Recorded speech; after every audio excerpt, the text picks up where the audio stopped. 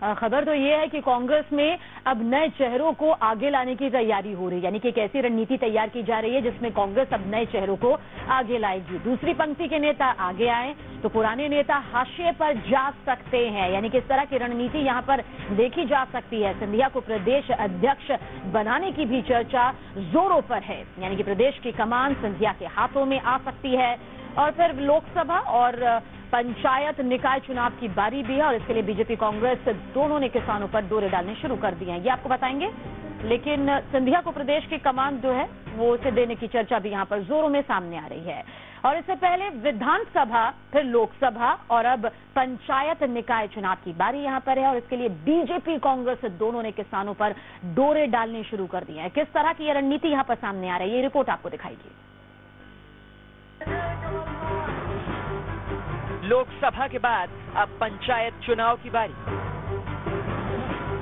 किसानों को अपने पाले में रखने की हो रही है तैयारी। विधानसभा चुनाव में जो किसान कांग्रेस के साथ, वो कर्ज माफी के बाद भी लोकसभा चुनाव में बीजेपी के साथ होली। अब सवाल है कि निकाय चुनाव में ये धरती पुत्र किसके खेमे में होंगे। दिलचस्प बात तो यह है कि इसी सवाल ने बीजेपी और कांग्रेस दोनों को परेशान कर रखा है। वैसे सबसे बड़ी चुनौती कांग्रेस के लिए है, क्योंकि विधानसभा चुनाव के बाद किसानों ने आंदोलन छेड़ दिया, लेकिन कमलनाथ ने अपने दम पर उस वक्त किसानों को तो मना लिया, लेकिन उनकी अंदर की नाराजगी कांग्रेस पर भारी पड़ गई। अब कांग्रेस को निकाय और पंचायत चुनाव में किसानों का साथ मिलने का पूरा भरोसा है, क्योंकि इस बार स्थानीय मुद्दों पर वोटिंग होनी है। देखिए, कोई सा भी चुनाव हो उसमें हमेशा मुद्दे अलग होते हैं। लोकसभा चुनाव हो प्रमुखता से उसमें राष्ट्रीय मुद्दे होते हैं, विधानसभा चुनाव में प्रमुखता से प्रादेशिक मुद्दे होते हैं और नगरीय निकाय और पंचायत चुनाव में स्थानीय मुद्दे होते हैं। अभी हम देखते आ रहे हैं कि विगत बहुत सालों से भारतीय जनता पार्टी का लगभग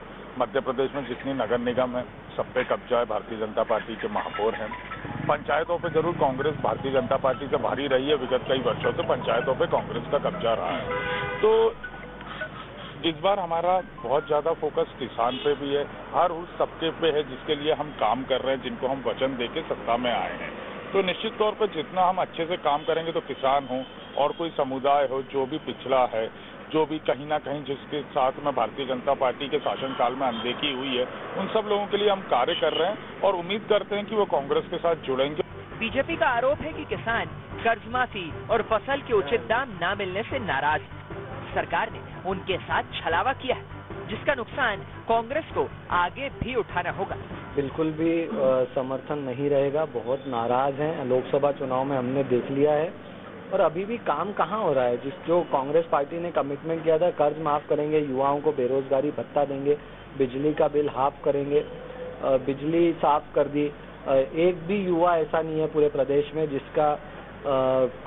जिसको बेरोजगारी भत्ता मिला है। तो कोई भी कमिटमेंट कांग्रेस पार्टी ने पूरा नहीं किया है। जनता सिर्फ एक चीज से आपके साथ आएगी, आप काम करोगे तो आएगी।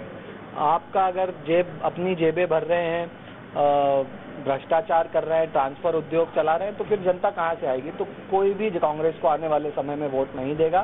कांग्रेस जानती है कि अगर किसान खुश नहीं हुए तो पंचायत में भी नुकसान उठाना पड़ सकता है, इसलिए अब आगे की रणनीति बनाई गई ताकि अपने वोट बैंक को दोबारा साथ लिया जा सके। जानकारी के मुताबिक कांग्रेस ने मंत्रियों और विधायकों को किसानों से कर्ज माफी पर सीधे बात करने को कहा है, तो वहीं कृषि विभाग को किसानों की समस्याओं का निदान करने को कहा गया है। इसके साथ ही कर्ज माफी पर भी सरकार का फोकस होगा।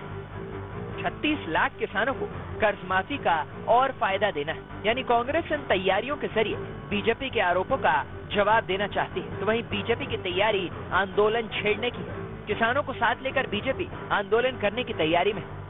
बीजेपी किसान मोर्चा को सक्रिय किया गया है।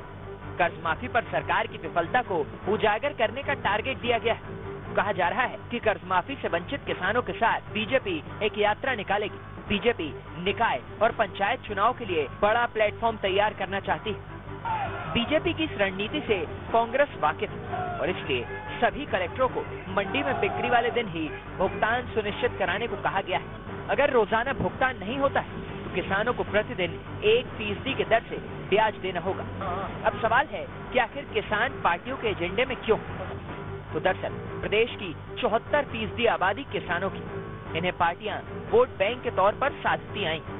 230 विधानसभा सीटों में से करीब 200 सीटें किसान बाहुल्य हैं। 2017 में किसान आंदोलन शुरू हुआ तो मंदसौर में 6 किसानों की मौत हुई, जिसके बाद कांग्रेस ने आंदोलन की आंच के सहारे कर्ज माफी का दांव चला और बीजेपी की 15 साल की सत्ता को पलट के रख दिया। लेकिन अब बीजेपी निकाय और पंचायत चुनाव में हिसाब बराबर करना चाहती है। नगर निगम में बीजेपी का दबदबा है तो पंचायत में कांग्रेस का वर्चस्व। अब देखना है कि बदले हालात में कौन किस पर भारी पड़ता है। विधानसभा